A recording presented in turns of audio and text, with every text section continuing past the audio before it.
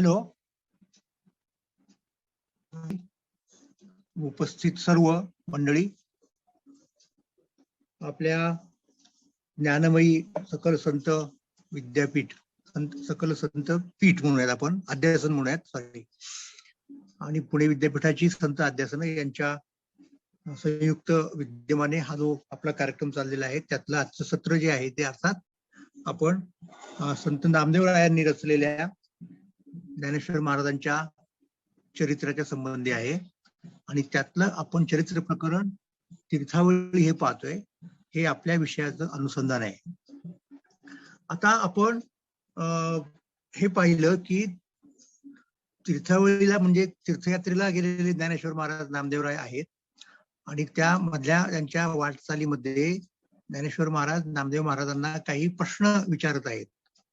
प्रश्न म्हणजे कसले की भक्ती मार्गातल्या ज्या मूलभूत संज्ञा आहेत त्या मूलभूत संज्ञांचं निरूपण करावं, त्यांची व्याख्या सांगावी, लक्षणं सांगावीत, अशा प्रकारे ज्ञानेश्वर महाराज नामदेवरायांना विनवतात आणि ते नामदेवराय मान्य करतात अत्यंत नम्रतेने. आणि त्याप्रमाणे काही संज्ञा ज्या ज्ञानेश्वर महाराजांना नामदेवरायांनी निरूपिल्या त्यांची आपण चर्चा केली.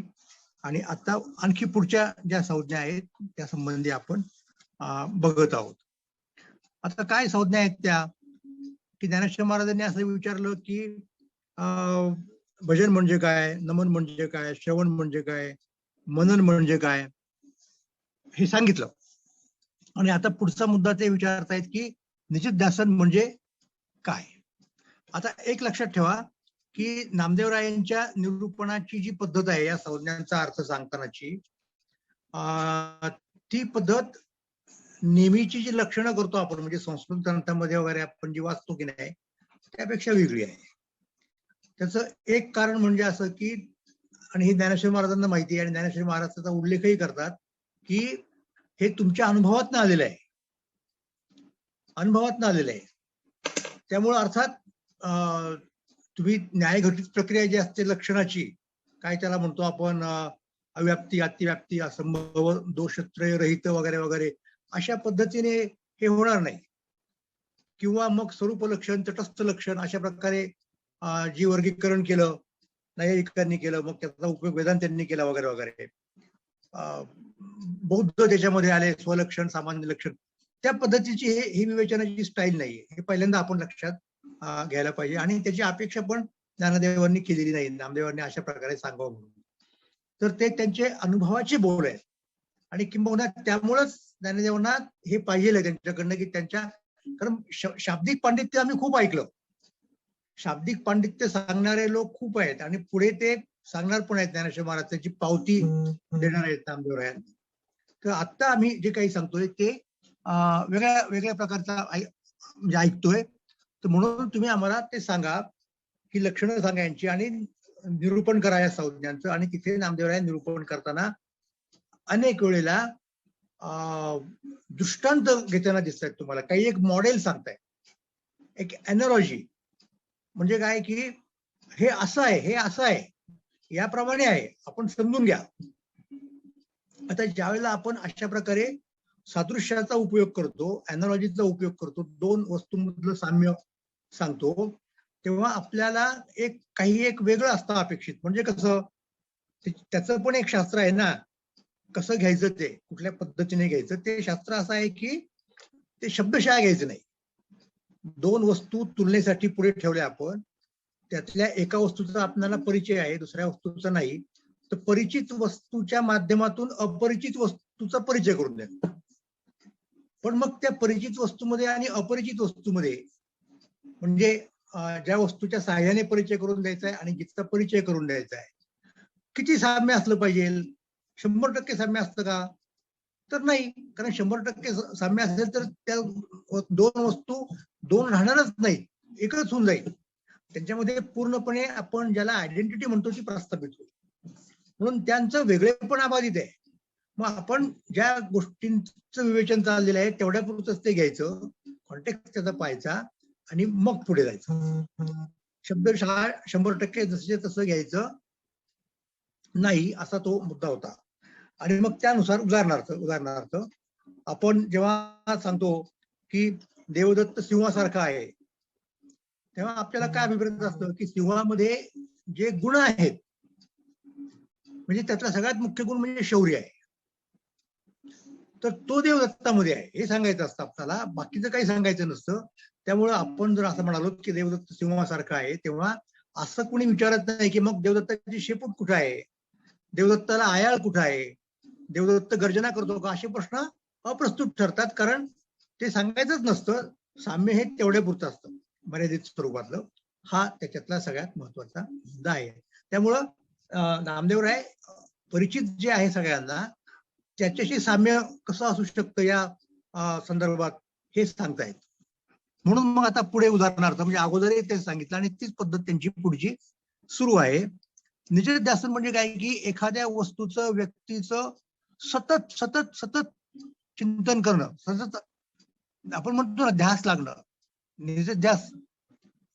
तर उदाहरण नामदेवांनी काय दिलंय की परपुरुषी, आता वस्तुतः हे जे उदाहरण आहे ते थोडं एखादा माणूस म्हणेल की ते औचित्याला सोडू नये असेलही कदाचित, परंतु ते सगळ्यांच्या परिचयाचं आहे, त्या प्रकारच्या गोष्टींची चर्चा सर्वत्र चालत असते, म्हणून नामदेवांनी ते घेतले. शेवटी समजणं हे महत्वाचं आहे, म्हणून ते म्हणतायत परपुरुषी जैसी आसक्त व्यभिचारिणी, न लागे तिच्या मनी कामधाम. असतात, होत्या अशा प्रकारच्या स्त्रिया, पुरुषही असतात, तो काही मुद्दा नसतो. हिचे उदाहरण त्या स्त्रीचं दिलेलं आहे की ती स्त्री आहे, ती चांगल्या वर्तणुकीची, चांगल्या चालीची नाहीये आणि तिचं सतत लक्ष कुठल्या तरी परपुरुषावरती आहे आणि त्याच्यात ती मग्न असते, तो कधी भेटेल वगैरे वगैरे या पद्धतीने, आणि तिचं कामात धामात लक्ष लागत नाही. हे उदाहरण दिलं नामदेवरायांनी. मग त्यांच्या कदाचित असं लक्षात आलं असेल की अरे हे उदाहरण कदाचित काही लोकांना खटकेल, म्हणून आपण त्याच्याही पेक्षा एक चांगलं आणि ज्याला एक इनोसंट म्हणता येईल अशा प्रकारचं उदाहरण देऊयात. म्हणून त्यांनी पुढची अॅनालॉजी घेतली, कीटकी भृंगटीये जैसे अनुसंधान, निके निज ध्यासन एकविध. की कीटभृंग न्याय म्हणतात त्याला. कीटकी असते आणि भिंगुरटी तिला असे म्हणजे नेऊन ठेवते आणि ती तिला गिळंकृत करणार असते. कुंभारीण माशी असते की नाही, तिला, तिचा संदर्भ या ठिकाणी कदाचित असावा. तर तिला सतत भीती वाटते की कधी ही येईल आणि कधी आपल्याला खाऊन टाकील, आणि इतकं ती तिचं सतत ध्यान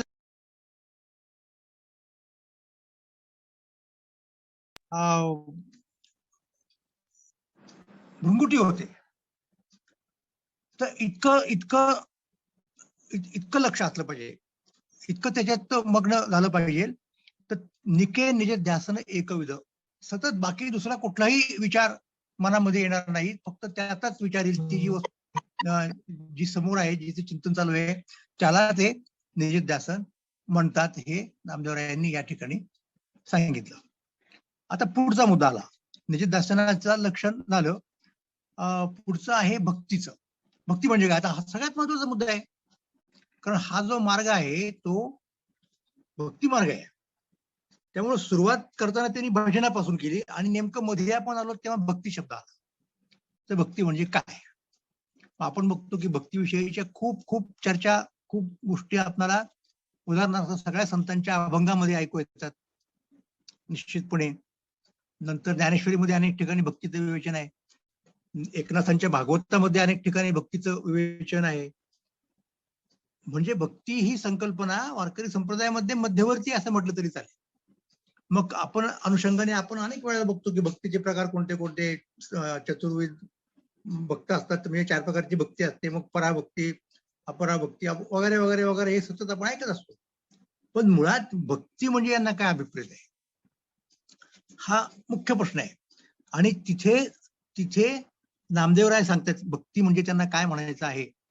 सर्व भावे एक विठ्ठलुची ध्याये, सर्वाभूती पाहे रूप त्याचे. सर्व, इथे शब्द जो आहे ना, हा जो शब्द आहे तो शब्द जो गाथेमध्ये पाठ आहे तोच घेतलेला आहे सरकारी गाथेमध्ये, कारण ती आपण प्रमाण मानली म्हणून ती वाचतो, पहिल्यांदा ती ओळ वाचतो. सर्वाहुनी निराळा रजतमा वेगळा, भोगी प्रेम काळा त्याची भक्ती, असं म्हटलं त्याने. आणि या ठिकाणी मी असं सुचवलं की तो पाठ जो आहे सर्वाहुनी असण्यापेक्षा तो सत्वाहुनी असणं जास्त योग्य वाटतं मला. कसं ते सांगतो की भक्ती म्हणजे व्यक्ती असते कुठली किंवा संपूर्ण विश्व, त्यातली प्रत्येक वस्तू, प्रत्येक व्यक्ती, म्हणजे कुठलीही व्यक्ती म्हणजे फक्त मनुष्य नाही, इतर सगळे प्राणी त्याच्यामध्ये आले, ही त्रिगुणात्मक आहे. विश्व हे त्रिगुणात्मक प्रकृतीने बनलेलं आहे, असं आपण आपल्या शास्त्रामध्ये पहिल्यापासून ऐकत आलेलो आहोत. आणि ही त्रिगुणाची म्हणजे सत्व, रज आणि तीन आणि तम या 3 गुणांची संकल्पना ही पहिल्यांदा सांख्य तत्वज्ञानामध्ये वापरली गेली. आणि त्या सांख्य तत्वज्ञानाचा उपयोग हा भगवद्गीतेमध्ये खूप चांगल्या प्रकारे भगवान श्रीकृष्णाने केलेला आहे, याची आपणाला कल्पना आहे. आता असं जरी असलं तरी मुळात हे तत्वज्ञान हे 3 गुणांचं तत्वज्ञान आहे. आणि मग प्रकृती आणि पुरुष, मी त्या तपशिलात जात नाही, आपल्याला त्याची गरज नाही. पण मुख्य मुद्दा कुठला येतो की हे 3 गुण जे आहेत, प्रत्येक वस्तू, प्रत्येक व्यक्ती ही 3 गुणांचं कमी अधिक प्रमाणातलं मिश्रण आहे. आणि त्याप्रमाणे होतं काय की ते मिश्रण समप्रमाणात नसतं कधी, किंवा समप्रमाणात जर असेल तर काही निर्मितीच होणार नाही. पहिल्यांदा प्रकृतीपासून पहिल्यांदा जे कुणी असेल महत्व वगैरे निर्माण होतं, ते कसं निर्माण होतं, तर प्रकृतीमधला हा जो समतोल आहे, हा जो बॅलन्स आहे 3 गुणांचा, तो ढळतो आणि मग तिथे निर्मितीला सुरुवात होते, सृजनाला सुरुवात होते, हे सगळ्यांना माहिती आहे. त्यामुळं मुख्य मुद्दा कुठला येतो की प्रत्येक वस्तूमध्ये, निर्माण झालेल्या प्रत्येक वस्तूमध्ये, म्हणजे प्रकृतीच्या या उत्क्रांतीमध्ये, प्रकृतीच्या या उलगडण्यामध्ये, पुरुषाच्या सहवासात जेव्हा ती येते तेव्हा तिथलं आतमध्ये जे जे काही सामावलेलं आहे मायक्रो स्वरूपामध्ये, ते व्यक्त होऊ लागतं, हे माहिती आहे आपल्याला.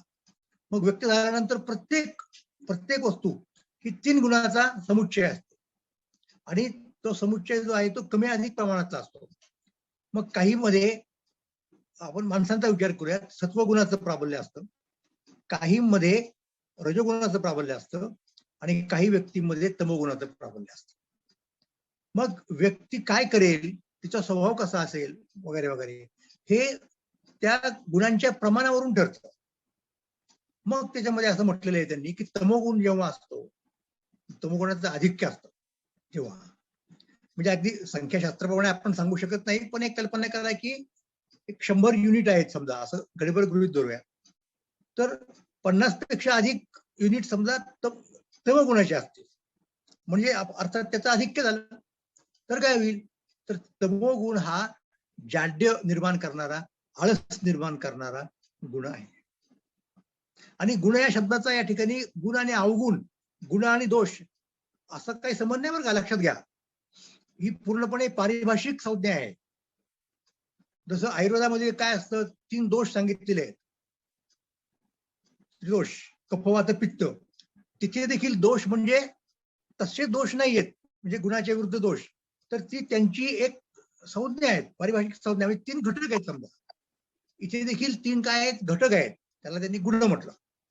तर तमोगुणाचं आधिक्य असेल तेव्हा त्या व्यक्तीच्या मध्ये आळस निर्माण होतो, तिला काही वेगळं आपण करावं असं वाटत नाही, मस्त आराम करावा, काही भानगडीत पडू नये, असली इस्टेट बापाने कमावलेली तर आपण बसून खावं, अशी जी प्रवृत्ती होते, म्हणजे कशातच नाही, कृती करूशी वाटत नाही, ज्ञान घेऊशी वाटत नाही, असे फुकट दिवस काढावेसे वाटतात, तर त्याला त्या व्यक्तीमध्ये तमोगुणाचं आधिक्य असतं.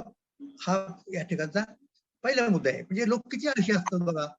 तर अशी एक गोष्ट पूर्वी आम्ही लहानपणी आमची ऐकली आहे की एक माणूस फार आळशी होता, प्रचंड आळशी, आणि तो एकदा असा बोराच्या झाडाखाली झोपला होता.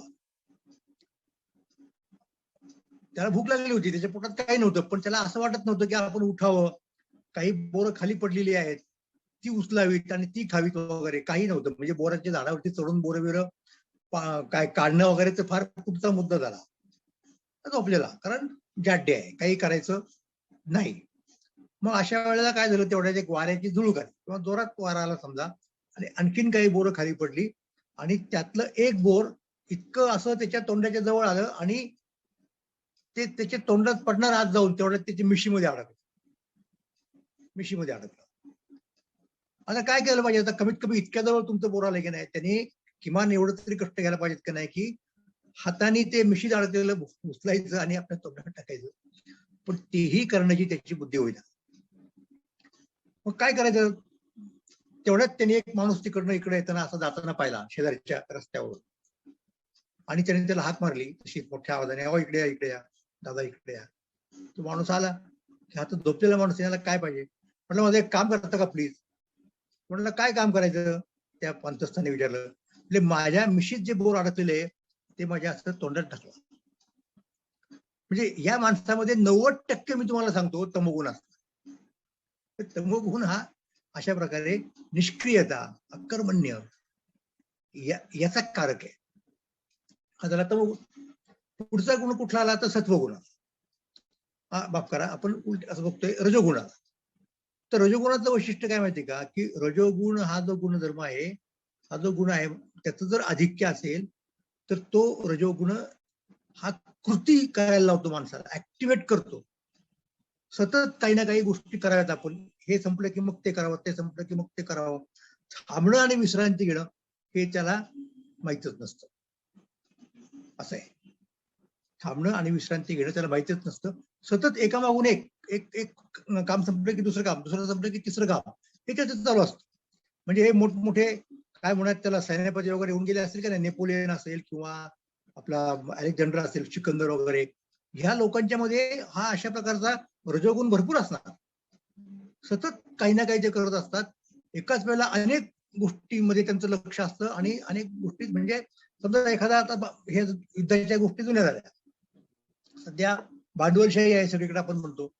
तर हे मोठमोठे भांडवलदार असतील की नाही, म्हणजे टाटा किंवा आणखीन जे कुणी असतील ते अलीकडच्या काळातले अंबानी वगैरे, त्यांचं वैशिष्ट्य काय असणार आहे, की एक कंपनी काढली, कारखाना काढला, फायदा मिळतोय, ते थांबणार नाही की ते दुसरी, तिसरी, नवी घ्यायची, उत्पन्न करायची, टाकायचा, एस्टॅब्लिश करायची, दुसऱ्याची परत आपण विकत घ्यायची.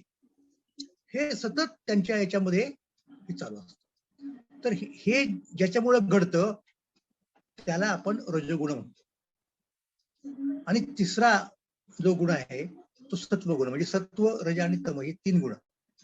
तर जेव्हा सत्वगुणाचं आधिक्य असतं तेव्हा सत्वगुण हा माणसाला आळशी बनवत नाही, हा माणसाला वाटेल त्या गोष्टी कर, हे कर, ते कर, याच्यातही गुंतवित नाही, पण त्या माणसाची प्रवृत्ती ज्ञान मिळवण्याकडे होती, की आपण ज्ञान मिळवलं पाहिजे, ज्ञानाकडे त्याची प्रवृत्ती होती. असा तो सत्वगुण आहे. तर जी माणसं पंडित असतात, ज्ञानी असतात, तर तुम्ही पहा की त्यांच्यामध्ये अशा प्रकारचा गुण असणार, त्यांना सतत ज्ञान मिळवावं, सतत ज्ञान मिळवावं असं वाटत राहतं, आणि ते मिळवत असतात. म्हणजे किती मिळवत असतात की मोठमोठे शास्त्रज्ञ, न्यूटन सारखे वगैरे जे होते, त्यांनी सुद्धा असं म्हटलेलं आहे, म्हणजे अगदी सॉक्रेटिस पासून सुरुवात आहे, की ज्यांना त्यावेळेचे लोक महाज्ञानी मानायचे, सगळ्यात मोठा ज्ञानी, आणि त्याबाबत त्यांचं कौतुक करायचे. तर त्यावेळेला हे लोक काय म्हणायचे, अहो माझं ज्ञान फार कमी आहे. म्हणजे मोठ्या वाळवंट्यामध्ये एखादा वाळूचा कण असावा तेवढं माझं ज्ञान आहे. म्हणजे कितीही ज्ञान जरी त्यांना मिळालं तरी ते ज्ञान त्यांना कमीच वाटतं. लक्षात घ्या, ज्ञान मिळवण्याकडे त्यांची ती प्रवृत्ती असते. आणि अशा प्रकारे आळस पण नको आहे. सारखी सतत कर्म करणं, म्हणजे ज्याला आपण काय म्हणूयात, काम्य कर्म करणं, मिळवण्यासाठी सतत अशी उलगडल चालू असणं, असं न करता ज्ञान मिळवण्याकडे त्यांची प्रवृत्ती असते. तर आता कसं आहे की हे सांख्यांनी सांगितलं, सांख्यांनी एकूण जगाची प्रक्रिया सांगितली आपल्याला समजावं, की जग हे अशा प्रकारे त्रिगुणात्मक आहे. तर आता असं जर असेल तर आपण काय करायचं? भगवद्गीतेचं तत्वज्ञान सांगतं आपल्याला. म्हणजे भगवद्गीतेने जरी सांख्यांच्या विचारांचा आधार घेतला असला आपलं म्हणणं सांगण्यासाठी, सांख्यांची फ्रेम, सांख्यांची चौकट जरी वापरली असली, कारण त्या काळात तीच जास्त लोकप्रिय होती, तरी देखील सांख्यांच्या आणि त्यांच्यामध्ये मोठ्या प्रमाणात मतभेद आहेत. म्हणजे आता हाच मुद्दा घ्या ना, सगळं विश्व त्रिगुणात्मक आहे. मग साधा मुद्दा आहे की असं जर असेल तर ज्यांना आपण वेद म्हणतो त्या वेदांचं काय करायचं? ते अपौरुषीय आहेत, कोणी म्हणते ईश्वर निर्मित आहेत. तर भगवान श्रीकृष्ण भगवद्गीतेत स्पष्टपणे सांगतात की वेद जरी झाले ते त्रिगुणात्मक आहेत. त्रैगुण्य विषय वेदा बघा. आणि अर्जुना तू काय कर पहा बर का, म्हणजे अर्जुनाला आळशी हो हे सांगणं शक्यच नव्हतं भगवंत निश्चितपणे. खर तर कर्म करण्यास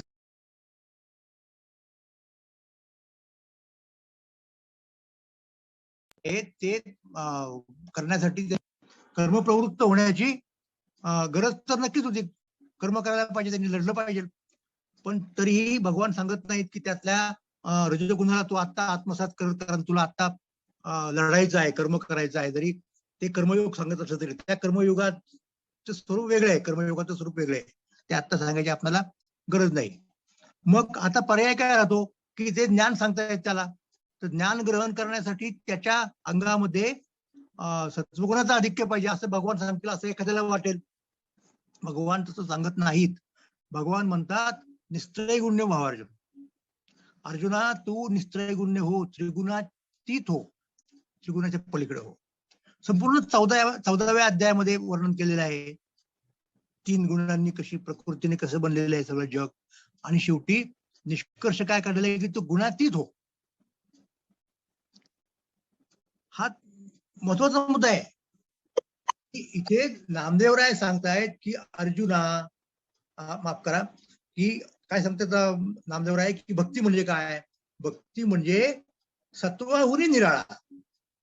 रजतमा वेगळा, रजतमाच्या वेगळा असेलच, पण सत्वगुणाच्या सुद्धा पलीकडचा. कारण गीतेत सांगितलेलं आहे की निस्त्रैगुण्य भावा अर्जुन. भक्ती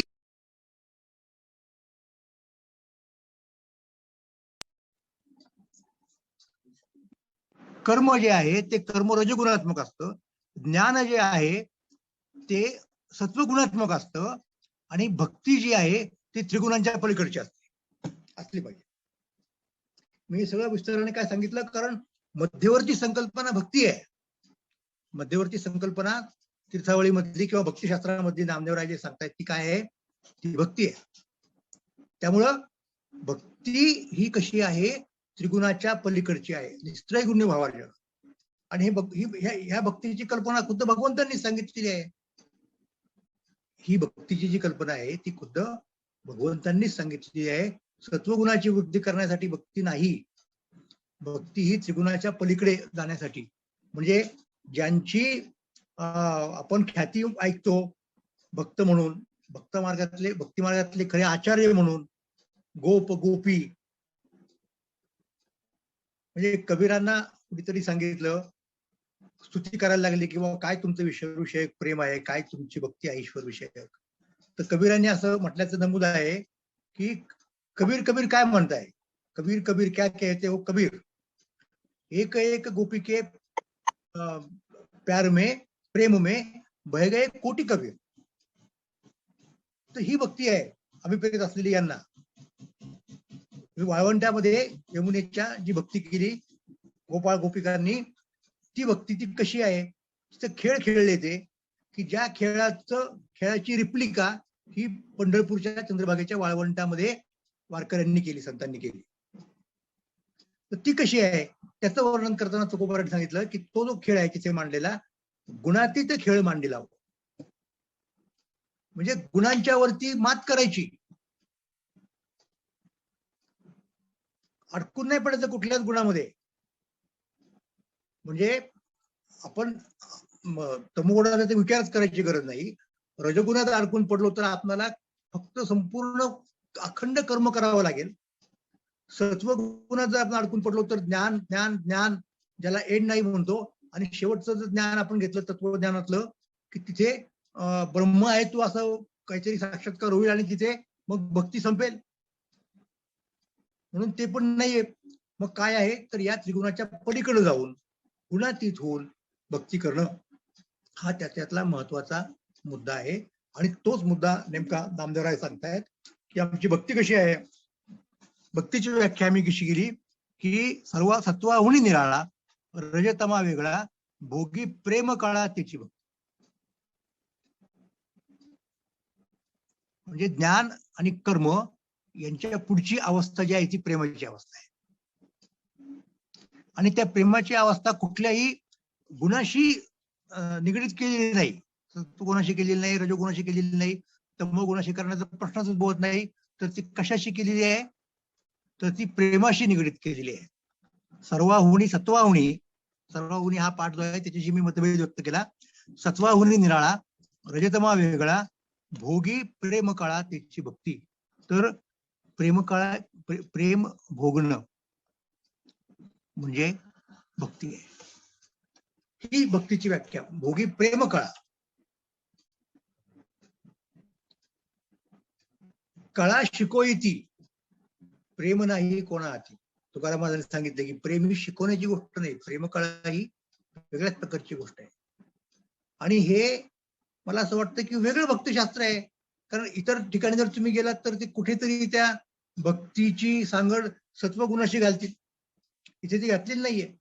इथं भक्ती असण्यासाठी गुणांच्या पलीकडे जाण्याची गरज आहे. गुणातीत खेळ मांडलेला हवं. भक्ती म्हणजे गुणातीत खेळ, थोडक्यात सांगायचं म्हणजे. आणि म्हणून त्याच धर्तीवरती नामदेवरायांनी भक्तीची व्याख्या केलेली आहे. सत्वाहुनी निराळा, रजतमा वेगळा, भोगी प्रेम कळा त्याची भक्ती. पुढे भक्तीची व्याख्या करून झाली. आता पुढे धृती. धृती नावाची जी गोष्ट आहे ती फार महत्वाची आहे. म्हणजे आता आपण जे काही सांगितलं, आपण काय सांगितलं उदाहरणार्थ की कर्म करतो एखादा माणूस, तर ते कर्म करण्यासाठी धृती अत्यंत आवश्यक आहे. धृती म्हणजे अशी धरून ठेवती. धैर्य म्हणतो आपण, धीर म्हणतो, तो धृतीमध्ये येतो. आणि धृती किती महत्वाची आहे की माणसं जेव्हा कृती करतात ना, म्हणजे आपण थोडा कर्माच्या अंगाने याचा विचार करूयात समजण्यासाठी, तेव्हा कर्म तडीला नेण्यासाठी, म्हणजे आपण कर्म केलं उदाहरणार्थ, कर्माचं फळ मिळेल लगेच मिळतं असं नाही, कदाचित मिळेल का नाही असंही सांगता येत नाही, निश्चित वेळ लागतो त्याला. तर कर्म करून झाल्यानंतर फळ मिळेपर्यंत मधल्या काळामध्ये त्यांनी काय करायचं सांगा. तर त्यासाठी धृती लागते ना, थांबावं लागतं, धीर धरावा लागतो, वाट पाहावी लागते. हे सगळं अत्यंत महत्वाचं आहे. धृती नावाची गोष्ट अत्यंत महत्वाची आहे. म्हणजे आपलं जे नाट्यशास्त्र आहे की नाही, तुम्हाला सांगतो, नाट्यशास्त्रामध्ये म्हणजे भरत मुनींचं नाट्यशास्त्र, नायकाचे 3 प्रकार सांगितलेले आहेत. किती प्रकार सांगितलेले आहेत? 3 प्रकार सांगितलेले आहेत. धीरोदात्त, नंतर धीर ललित आणि धीर प्रशांत. आता मला सांगा, या तिन्ही प्रकारामध्ये कॉमन काय आहे? धीर. धृती द्राक्षम हे क्षत्रियाचा गुणधर्म सांगितलेला आहे. क्षत्रियाला तर धृती पाहिजेच, पण याचा अर्थ बाकीच्यांना नको की काय? साधी गोष्ट नाहीये. ही मंडळी म्हणजे व्यापारी मंडळी, भांडवलदार मंडळी जेव्हा एखाद्या व्यवसायामध्ये गुंतवणूक करतात भांडवलाची, तेव्हा त्यांनी एक फार मोठी रिस्क घेतलेली असते, एक धोका पत्करलेला असतो. तो एक प्रकारचा जुगार असतो म्हटलं तरी चालेल, अर्थात तो कॅल्क्युलेटेड असतो, हा मुद्दा वेगळा. त्यामुळं त्याच्या अंगामध्ये धृती पाहिजेच आहे.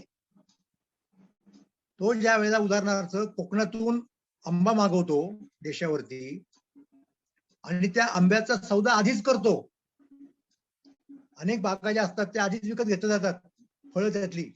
मग त्यावेळेला वादळ येईल, पाऊस पडेल, काहीतरी कीड पडेल, नासेल ते फळ, या शक्यता असतात ना. पण त्या शक्यतांचा विचार न करता, लक्षात घ्या, काही एक गोष्ट गृहीत धरून तो त्याच्यामध्ये पैसे गुंतवतो मग तिकडनं इथपर्यंत आणणं, तो जो प्रकार आहे एक्सपोर्टचा, इम्पोर्टचा म्हणायचा आपण गडबड इथं, तर तिथेही रिस्क असते, लक्षात घ्या. म्हणजे त्याला एक प्रकारचं मानसिक धैर्य लागतं ते सगळं हे करायला. म्हणजे तिथे कुठेतरी धीर आला ना, धृती नावाची गोष्ट आलीच. तर धृती हा मुद्दा फार महत्वाचा आहे आणि नायकाच्या ठिकाणी धृती लागते. मग तो नायक धीर प्रशांत असेल, धीर ललित असेल किंवा धीरोदात्त असेल. तर धीरोदात्त ब्राह्मण, धीरोदात्त नायक हा क्षत्रिय असतो. आता आपल्याकडे जाती व्यवस्था ही फार महत्वाची होती, त्यामुळे कुठल्याही गोष्टीचा विचार कर, मी फक्त तुम्हाला सांगतोय काय परिस्थिती होती ती. तर धीरोदात्त म्हणजे तो क्षत्रिय आहे, तो रणभूमीवरती जातो, तो कोणाला भीत नाही, तो त्याला ज्या जखमा होतात त्या सगळ्या त्याची वेदना तो सहन करतो. आणि हे फार महत्वाचं आहे. तुम्हाला कल्पना आहे परशुरामाने कर्णाला कसं ओळखलं की हा हा क्षत्रिय आहे, हे कसं ओळखलं? तर तो तिथे गेला आणि सांगितलं की मला शस्त्रविद्या शिकवा. कुठं सांगितलं त्यांनी? कर्णाने. आणि यांनी शिकवायला सुरुवात केली. दरम्यानच्या काळात काय झालं की परशुरामांना झोप लागली आणि ते कर्णाच्या मांडीवरती झोपले.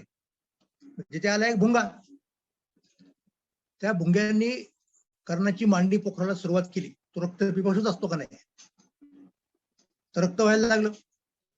आता कर्ण म्हटलं की गुरुजी झोपलेले आहेत आपल्या मांडीवरती, त्या भुंग्याला जर हाकलून द्यायचं झालं तर पहिल्यांदा गुरुजींचं मस्तक दुसरीकडे ठेवावं लागेल उचलून, आणि मग काय करायचं ते करावं लागेल, आणि मग गुरुजींची झोपमोड होईल. ती कशी आपण होऊ द्यावी, म्हणून त्यांनी ती सगळी वेदना तशी सहन केली. धृती, धृती म्हणतो आपण त्याला, ती सहन केली वेदना. आता झालं असं की त्या भुंग्यांच्या पोखरण्यामुळं आणि त्या रक्ताचा उष्मा, ते गरम रक्त असतं, त्याची जाणीव त्यांना झाली झोपेत सुद्धा, आणि ते खडकन उठले आणि बघता येतं काय की तो भुंगा कर्णाच्या मांडीत शिरलेला आहे आणि कर्ण मात्र तसाच शांत, म्हणजे चेहऱ्यावरती काही त्याची भावना आणता तसाच त्याच अवस्थेमध्ये आहे. परशुरामांनी ओळखलं की अरे हा ब्राह्मण नाही, हा क्षत्रियच असला पाहिजे, अशी कथा आहे. तो धीरोदात्त गुणधर्म आहे. धीर प्रशांत, मग ब्राह्मण जर नायक असेल तर तो कसा असणार? हा झाला क्षत्रिय नायक, आता कर्णासारखा सांगितला. हा धीर प्रशांत असणार, पण धीर आहे. ज्ञान मिळवण्यासाठी जे जे काही कष्ट करण्याची गरज आहे, जे जे काही सहन करण्याची गरज आहे, ते त्याच्यामध्ये असणार. मग गुरुजींनी सांगितलं ते तो ऐकणार, कारण ज्ञान पाहिजे. तर तो धीर प्रशांत झाला. आणि धीर ललित म्हणजे वैश्य. तपशिलात जायचं काही कारण नाही आपल्याला. मुद्दा एवढा आहे की धृती नावाची गोष्ट प्रत्येक नायकात असते. कारण मानवी व्यवहारामध्ये ते व्यवहार तडीला न्यायचे असतील तर मग कुठले असतील ते? तो ज्ञानाचा असेल, तो युद्धाचा असेल म्हणजे कर्म असेल, किंवा तो प्रेमाचा असेल, तिथे काही प्रमाणामध्ये धृती नावाची गोष्ट लागते. तर भक्तीमध्ये पण लागणार ना, धृती ही गोष्ट भक्तीमध्ये लागणार. आता कशी लागणार मी तुम्हाला सांगतो. तुकाराम महाराज व्यापार करायचे, दुष्काळ पडला. दुष्काळ पडल्यानंतर काय झालं? दिवाळी निघालं. ते काय म्हणाले, कारण त्यांचं लक्ष भगवंतावरती आहे. बरे झाले देवा, निघाले दिवाळे. बरी या दुष्काळी पीडा केली. आई वडील गेले. काय म्हणाले ते की विठो तुझे माझे राज्य, नाही दुसऱ्याचे काज. आता मी पूर्ण वेळ तुझी भक्ती करायला मोकळा झालो. ही धृती आहे या ठिकाणी, आणि ही भक्ती मार्गातली धृती आहे. म्हणून नामदेवरायांनी धृतीची व्याख्या या ठिकाणी केलेली आहे. काय केलेली आहे धृतीची व्याख्या? सत्वाचा सुबटू, असंग एकटू, वैराग्य उद्भटू एकनिष्ठ, प्रारब्धाचा भोगी, नेणे देय स्मृती, अखंडते धृती निर्विकार. हे महत्वाचं आहे. त्या धृती ज्याला काय म्हणतात त्याला, हा जो गुणधर्म ज्याच्यामध्ये असतो, म्हणजे त्याचं तो काय करतो, धृतीचा तो काय करतो, नेणे देह स्मृती, त्याचं देह तादात्म्य सुटलेलं असतं, कारण त्याचं तिकडे लक्षच नसतं. जसं मी मगाशी कर्णाचं उदाहरण दिलं, तसं धीर ललित तो सुटून गेला मुद्दा आपला. आपण सांगितलं की आता इथे जेव्हा आपण बाकीच्या वैश्विक पद्धतीने विचार करतो तेव्हा तो कुठल्या वर्णाचा आहे पाण्याची गरज नसते, पण त्याच्यामध्ये सुद्धा लक्षात घ्या, नेणे देह स्मृती. लैला आणि मजनूची गोष्ट आपल्याला माहिती आहे. मजनूचं त्या लैलेवरती प्रेम होतं, त्या प्रेमाच्या पोटी तो इतका वेडा झाला. आता वेडा हे लोकांना वाटतं खरं तर, पण त्याला दगड मारायला लागले लोक.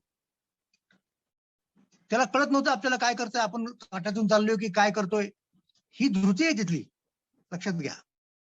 म्हणजे मग त्याचं वर्गीकरण करताना तुम्हाला, आता तो वैश्य होता की नाही हा मुद्दा वेगळा, धीर ललित असंच करावं लागेल. म्हणजे धृती आहे, तर तो जो कोणी आहे तो त्याच्यामध्ये एक प्रकारचं इतर गोष्टींच्या बद्दलचं वैराग्य आलेलं असतं. त्यांना तो महत्व देत नाही. भक्ती आणि परमात्मा हे त्याचं काय म्हणतात त्याचं लक्ष असतं. तो एक प्रकारे सुभटू म्हणजे तो योद्धा असतो. भट म्हणजे योद्धा. शरण शरण हनुमंता तुम्हा आलो रामदूता, काय भक्तीच्या त्या वाटा आम्हा दाव्याव्या सुभटा. हनुमान भक्तीचे आचार्य आहेत आणि ते शूर आहेत, शूर आहेत ते, म्हणून त्यांना तुकाराम महाराज म्हणतात सुभटा. तर सत्वाचा सुभटू. पण त्यांचं जे शौर्य आहे या ठिकाणी, आता या ठिकाणी नामदेवरायांना जे अभिप्रेत आहे ते शौर्य, ते त्या लढाईतल्या शौर्याचा संबंध नाही.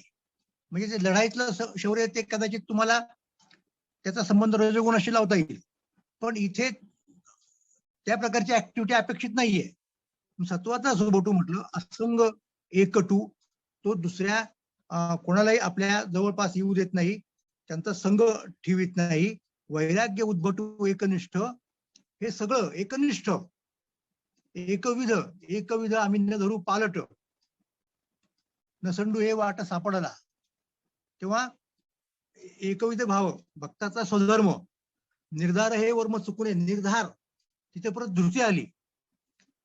तर तो जो आहे, मग समजा अशा त्या सगळ्या काळामध्ये तो भक्ती मार्गाची वाटचाल करत असताना त्याच्यावरती काही संकट आली, त्याच्या देहाला जर काही कष्ट झाले, तर तो म्हणतात, महाराज म्हणतात, नामदेव महाराज म्हणतात की प्रारब्धाचा भोगी, नेणे देय स्मृती. तो म्हणतो की हे प्रारब्धाची वाटेला आलेलं आहे, त्यामुळे त्याची फारशी काळजी करायची नाही. आपण आपली वाटचाल, आपला मार्ग पुढे चालायचा आहे. अखंड ते धृती निर्विकार. तर धृतीची व्याख्या अशा प्रकारे तिथे केली. मग पुढे म्हणतायत, धृतीची व्याख्या करून झाल्यानंतर विश्रांतीची व्याख्या करतात. निर्वासना मन, निजलाभे संपूर्ण, नेणे स्वरूप ज्ञान विकल्पाचे, अनुरागे गोविंद, ध्यायीजे एकांती, या प्रती विश्रांती अनेक नाही. विश्रांतीची व्याख्या केली, आणि विश्रांती शब्द वारंवार येतो बरं का. आता प्रतिती विश्रांती ही एक जी टर्म आहे विश्रांती, ही काश्मीर शैव विचारातनं 5:45 झाले, 5 वाजता काय लावते. हॅलो, काही व्यक्ती आहे का? नाही सर, बोला. हा, तर मी कशाचं विवेचन करतो, विश्रांतीचं. अध्यात्मात सुद्धा विश्रांती शब्द येतो. तर तुकाराम महाराज म्हणतायत, संतांना भेटलो आणि काय झालं, विश्रांती पावलो सांभाळा उत्तरी, वाढले आंतरिक प्रेमसुख. ही विश्रांती हा शब्द सुद्धा अध्यात्मामधला, विशेषतः या ठिकाणी भक्ती मार्गामधला जो संबंध शब्द आहे तो एक पारिभाषिक शब्द आहे आणि त्याचा आपल्याला विचार करताना मी आता मगाशी जे म्हणालो होतो कदाचित काश्मीर शैव विचारांच्या चौकटीत जर केला, कारण तिथे आणि ते सुद्धा पुष्कळ वेळेला नाट्याच्या अनुषंगाने तो शब्द येत असतो आणि इरवी येतो. तर इथे ती विश्रांती शब्द, विश्रांतीचा अर्थ आपण काय समजतो नेहमीसारखा, विश्रांती घेणं म्हणजे काही न करणं, शांत बसणं. आणि काही लोक मगाशी तुम्हाला सांगितलं ना की रजोगुणाची गंमत कशी असते बघा, मला ते आठवलं आता. ती गंमत अशी असते की विश्रांतीची एक व्याख्या केली कुणीतरी, तो माणूस नक्कीच रजोगुणात्मक असणार बघा. काय आहे की विश्रांती म्हणजे कामात बदल. आपण काय म्हणतो, विश्रांती म्हणजे खूप थकलो दमलो काम करून शांत बसायचं, काही करायचं नाही, त्याला आपण विश्रांती म्हणतो. खूप झाला, आता थोडा वेळ विश्रांती घ्या असं म्हणतो आपण. तर तसं नाही. विश्रांती याचा अर्थ की आता एक तुम्ही जे काम करताय त्या कामाचा तुम्हाला करून करून कंटाळा आला असेल, तर आता दुसरं काम करायला सुरुवात करा, म्हणजे विश्रांती. म्हणजे या ठिकाणी फरक आहे. एक काम करून करून सारखा जे वाटतं त्याला आपण कंटाळा म्हणतो. कंटाळा वेगळा आणि थकवा वेगळा. कंटाळा म्हणजे थकवा नाही, कंटाळा म्हणजे दमणं नाही, कंटाळा म्हणजे पुरे आता इनफ असं वाटतं, पण तो दमलेला नसतो. ती गोष्ट परत परत परत करून त्याला एक कंटाळा आला असतो की नको भांगडीत, आता पुष्कळ झालं नाही, त्याच्यासाठी ब्रेक घेऊयात असं तो म्हणेल. इथे शब्द विश्रांती आहे, म्हणजे तर थकव्यासाठी विश्रांती, कंटाळ्यावरती विश्रांती हा मार्ग नाही. तेव्हा कामात बदल म्हणजे विश्रांती हे जेव्हा कोणी म्हटलं असेल तेव्हा त्याला तो कंटाळा अपेक्षित असेल आणि त्यासाठी विश्रांती हा शब्द योग्य नाही. ते दुसरं काही म्हणा, पण अशा प्रकारे लोक विचार करतात. रजोगुणात्मक जर आपली ठेवण असेल, आपल्या मनाची ठेवण असेल तर तसा विचार होतो. तर इथे मात्र आपण असं बघतो की विश्रांती हा शब्द इथे आणलेला आहे. मी जसं मागायला सांगितलं, विश्रांती पावलं, सांभाळा उत्तरी, वाढले अंतरी प्रेम सुख. हे पहा, मग त्याप्रमाणे या ठिकाणी अनुरागे गोविंद झाईजे एकांती या परती विश्रांती अनिक नाही. की परमात्म्याच्या ठिकाणी अनुराग ठेवून म्हणजे प्रेम ठेवून काय करायचं, त्याचं ध्यान करायचं एकांतामध्ये, याला आपण विश्रांती असं म्हणतो. आणि अशा प्रकारचे उल्लेख एकांतात जाऊन, म्हणजे तुकाराम महाराज जे भंडाऱ्यावरती वगैरे जायचे, आनंदे एकांती प्रेम ओसंडत, शिव वागणीचं प्रेम सुख, गौप्य धनयास वारा लगोयास, नेणे वारा लागोयास, शिव आपण असं जिरे जायचा. ही विश्रांती आहे. एकांतात जाऊन काय करायचं, एकांतात जाऊन प्रेम सुखाचं सेवन करायचं, ही विश्रांती आहे. म्हणजे तिथे अनुरागे गोविंद. आणि ते करताना साहजिक मुद्दा असा आहे की त्या ठिकाणी मनामध्ये दुसऱ्या कुठल्याही प्रकारची लौकिक किंवा पारलौकिक वासना राहिलेली नसते. मोक्ष ही सुद्धा एक प्रकारची वासनाच आहे. घडीवर त्याला तुम्ही पारलौकिक म्हणा, म्हणजे स्वर्ग तर आहेच आहे, तर तसलं काहीही नाहीये. फक्त परमात्म्याचं शुद्ध प्रेम असं त्या ठिकाणी अभिप्रेत आहे. नलगे तुझी मुक्ती, नलगे तुझी मुक्ती, माझी आहे विश्रांती वेगळी. नामदेवरायांचा आपण परत सांगतो, नलगे तुझी मुक्ती, नलगे तुझी मुक्ती, माझी आहे विश्रांती वेगळीच, माझे मज कळले, माझे मज कळले, माझे मज कळले प्रेम सुख. असा विश्रांतीचा संबंध या प्रकारे प्रेमसुखाशी आहे. तर ही विश्रांतीची व्याख्या नामदेवरायांनी सांगितली ज्ञानेश्वर महाराजांना. आणि ह्या सगळ्या ज्या व्याख्या आहेत मी सांगितल्या त्याप्रमाणे भक्तिशास्त्राच्या मधल्या व्याख्या आहेत. आणि त्या व्याख्या करताना त्यांनी पारंपरिक न्यायघटित प्रक्रियेच्या पद्धतीने सांगितलेल्या नाहीत व्याख्या. तर हे चार चौघांना कळावं आणि चार चौघांना कळण्यासाठी जिथे जिथे गरज आहे तिथे तिथे दृष्टांत द्यावा, अॅनॉलॉजी द्यावी, सादृश्य सांगावं आणि त्याच्यातनं ते लोकांना कळेल असं बघावं, ही त्यांची पद्धत आहे. आणि हे पद्धत काय आहे की कारण त्यांनी या पंडिती व्याख्या नाहीये.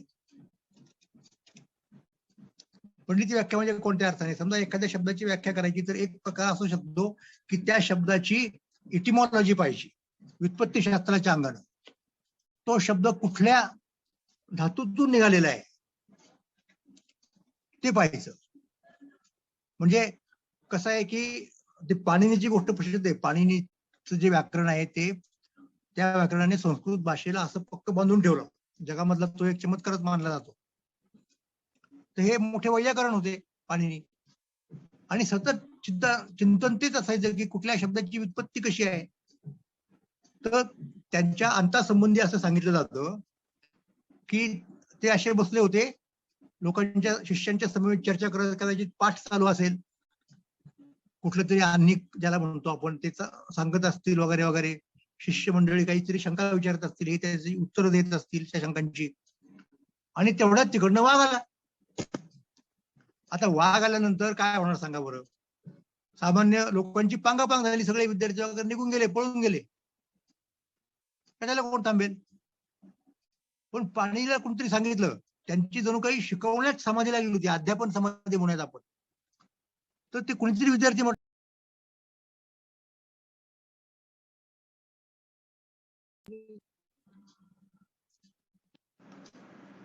त्यांनी जाणीव करून दिली की वाघ येतो ते पळा.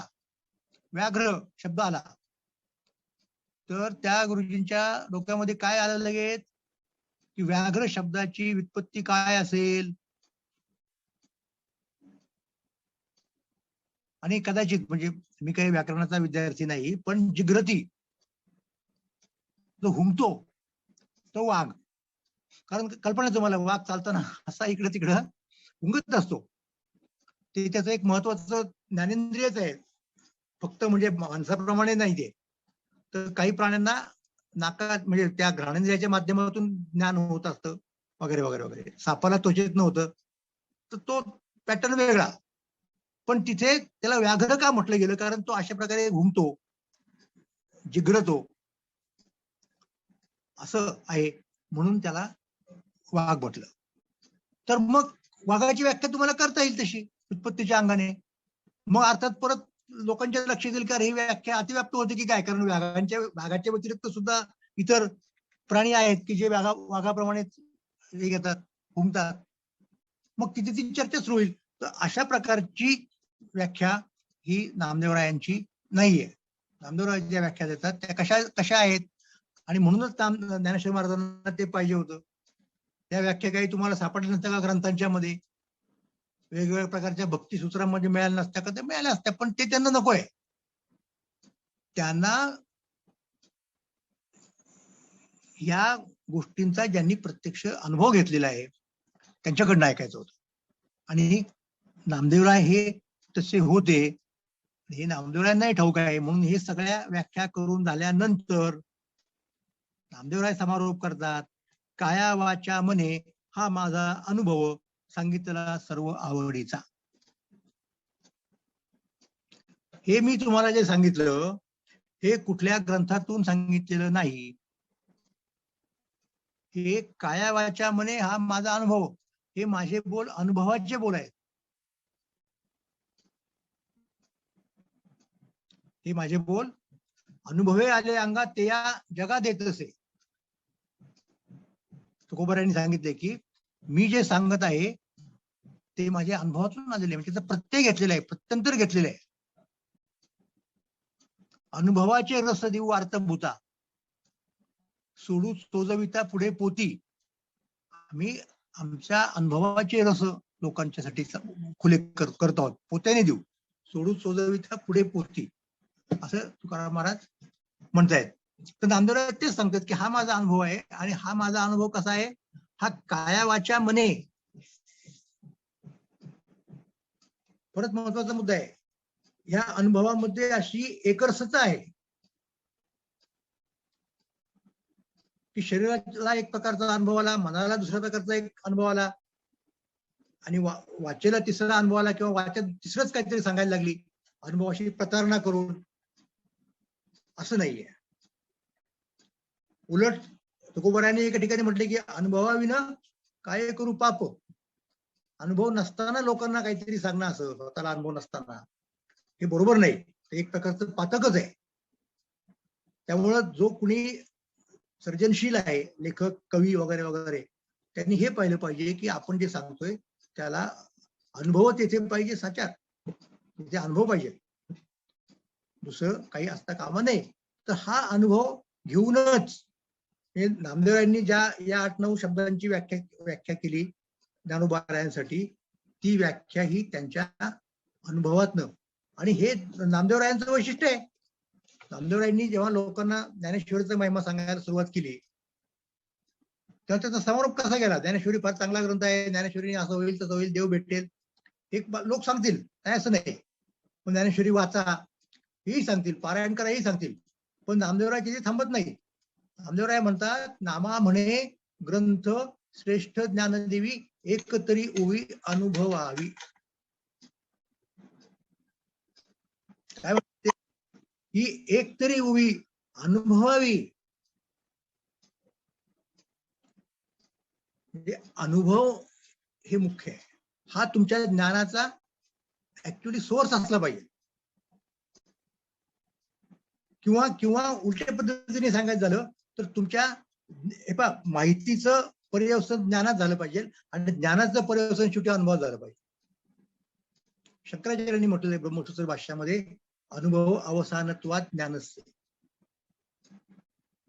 ज्ञानाचं पर्यवसान जर अनुभवात झालं तर ते खरं आहे. म्हणजे तुकोबाराय म्हटलेच नाही की ठिकाणी, प्रगटले ज्ञान नारायण भूती ते. परमात्मा परब्रह्म संपूर्ण विश्वामध्ये आहे, आपल्याला भूतमात्रांमध्ये आहे, हे ज्ञान प्रगट झालं, ऋषीमुनींनी प्रगट केलं. उपनिषदांमध्ये हेच ज्ञान आहे ना, महावाक्य हेच ज्ञान सांगतात तुम्हाला. महाराज काय सांगतात की माहिती आहे, हे सगळ्यांनी सांगितलेले आहे, प्रगटले ज्ञान. वेदांनी सांगितलं, शास्त्रांनी सांगितलं, पुराणांनी सांगितलं, इतकंच नव्हे तर संतही तेच सांगतायत. पण महाराजांचं काय म्हणणं आहे? प्रगटले ज्ञान नारायण भूती ते, अनुभवाची घेऊ व्हावा, विनंती देवा करुणी. याचा मला अनुभव आला पाहिजे, तर मग ते ज्ञान मी दुसऱ्यांना सांगायला पात्र होईल ना. हा महत्वाचा मुद्दा आहे. मग ते नामदेवराय या भक्तिशास्त्रामधल्या मूलभूत संज्ञा ज्या ज्ञानेश्वर महाराजांना विवरण करून सांगतायत, त्यांचा त्यांनी अनुभव घेतलेला आहे. आणि कायावाच्या म्हणे हा माझा अनुभव सांगितला सर्व आवडीचा. आणि या गोष्टी करणं माझ्या आवडीची बाब आहे. तो जो मुद्दा मी मागच्या व्याख्यानात ते ओव्या उद्धृत केल्या की ज्ञानोबाराय आणि नामदेवरायांचा संवाद कसा होता. मग चित्ता मदगतम प्राणा बोधयंत परस्परम. हे करू आवडीने वाद, तुमच्या सुखाचा संवाद. हा संवाद आहे, आवडीचा संवाद आहे, सुखाचा संवाद आहे. काय वाचा म्हणे हा माझा अनुभव सांगितला सर्व आवडीचा. ह्या एका अभंगामध्ये त्या सगळ्या काय म्हणतात त्याला महत्वाच्या मूलभूत अशा प्रकारे बेसिक म्हणता येईल अशा भक्तिशास्त्रातल्या वारकरी भक्तिशास्त्रातल्या संज्ञांचं काय म्हणतात त्याला असं म्हणता येईल की लक्षणशास्त्रीय निरूपण नामदेवरायांनी या ठिकाणी केलं, की जे त्यांच्या अनुभवावरती आधारित आहे. पण हे सगळं त्यांनी सांगितलं, सांगून झाल्यानंतर ते काय म्हणतात की याचं श्रेय जे आहे ते पांडुरंगाला आहे. कारण मी जेव्हा सांगत होतो तेव्हा मी राहिलेला नव्हतो. माझ्याकडून परमात्म्यानं हे वदवून घेतलं. तुकोबारायांची तीच भूमिका आहे. नवती माझे बोल हा जाणा निर्धार, मी आहे मधुर विठोबाचा. हेच म्हणता येते. प्रसादाची वाणी वजूचं उत्तर आहे, नाही मतांतरे जोडलेली. म्हणजे एक सोर्स अनुभव आहे आणि दुसरा सोर्स परमात्म्यांची कृपा आहे. किंबहुना असं म्हणता येईल की अनुभव त्यांचा आहे, पण त्यांना बोलण्याची जी शक्ती आहे, जी प्रतिभा आहे, जी स्फूर्ती आहे, ती परमात्म्याने दिली. म्हणून समारोप करताना ते असं म्हणतात की नामा म्हणे ही बोलविले तेने, उदार सर्वज्ञ पांडुरंगे. कारण शेवटी भक्तीचा सुद्धा इतका अनुभव येणं प्रत्येकाला येत नाही. त्यासाठी परमात्म्याची कृपा लागते. तुका म्हणे देव कृपा करेल काही तरीच हे ठाई पडेल वरून. हा अभंग सांगतो. आता मी तुकोबारायांचा जो शेवटचं चरण सांगितलं त्यातलं भक्ती प्रेम सुख नेणे वेळानिका पंडित वाचका ज्ञानी असते. हे पहा, पंडित वाचक ज्ञानी हे अनुभवाच्या अंगाने जाणारे नाहीयेत. त्यांना हे कळत नाही भक्तिशास्त्र. भक्ती प्रेम सुख नेणे वेळानिका पंडित वाचका ज्ञानी असते. आत्मनिष्ठ जरी झाले जीवनमुक्त तरी भक्ती सुख दुर्लभ होते. ज्या प्रकारचं सुख भक्ती सुख नामदेवरायांनी उपभोगलं ते ज्ञानोबारायांना त्यांच्या सहवासात त्याचा भोग घ्यायचा आहे आणि ते त्यांच्याकडून समजून घ्यायचं आहे त्यातल्या बेसिक टर्म्स. पण नामदेवराय काय म्हणतायत, म्हणजे तुकोबारायांनी असं सांगितलं ते नामदेवरायांनी सांगितलं अगोदर, तुका म्हणे देव कृपा करील काही तरीच हे ठाई पडेल वर्म. परमात्म्यानं जर कृपा केली तुमच्यावरती तरच तुम्हाला हे भक्तीचं वर्म समजेल. हा त्यातला मुद्दा आहे आणि त्याचा तुम्हाला अनुभव येईल. आणि इतकंच नाही तर तो अनुभव तुम्ही अशा प्रकारे शब्दांमधून व्यक्त करू शकाल जसा नामदेवरायांनी आता या अभंगामध्ये हे सगळं काय म्हणतात त्याला मुख्य संज्ञांचं विवेचन करताना व्यक्त केलेलं आहे. तर नामदेवरायांनी अशा प्रकारे ज्ञानेश्वर महाराजांना हे सगळं निरूपण केलं. दोघांचा संवाद झाला आणि आता त्याच्यावरती ज्ञानोबाराय काय म्हणतायत वगैरे हे आपण पुढच्या आपल्या व्याख्यानामध्ये पाहू. धन्यवाद. आता विश्वात्मके देवे येणे वाग्यज्ञे तोषावे तोषोनी मजद्यावे असाय दान जे खळांची व्यंकटी सांडो तया सत्कर्मी रतिवाडो भूता परस्परे पडो मैत्र जीवाचे दुरितांचे तिमिर जाओ विश्वसधर्म सूर्य पाहू जो जे वांछिल तो ते लाहू प्राणी जात वर्षत सकळ मंगळी ईश्वर निष्ठांची मांदियाळी अनवरत भूमंडळी भेट तू भूता चला कल्पतरूंचे आरव चेतना चिंतामणींचे गाव बोलते जे अर्णव पियुषाचे चंद्रमेचे अलांछन मार्तंडचे तापहीन ते सर्वांही सदा सज्जन सोयरे होतु किंबहुना सर्व सुखी पूर्ण होनी तिन्ही लोकी भजी जो आदि पुरुषी अखंडित आणि ग्रंथोपजीवी विशेषी लोकी दृष्टा दृष्ट विजये होवावेजी येथ म्हणे श्री विश्वेश्वराव हा होईल दान पसावो येणेवरे ज्ञानदेव सुखिया दाना सुखिया दाना